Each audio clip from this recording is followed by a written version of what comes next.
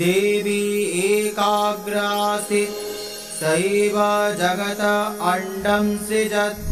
कामकालेति विज्ञायते शृङ्गारकलेति विज्ञायते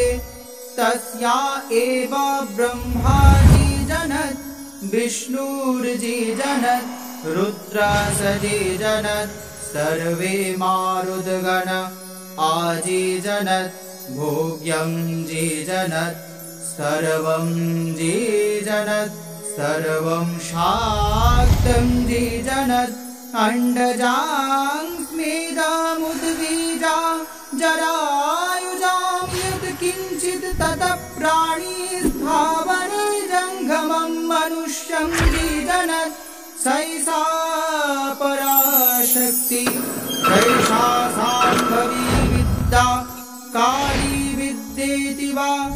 आदि विद्येति वा सादि विद्येति वा रहस्यमुमाङ्गवाची प्रतिष्ठा सैव पुरत्रयं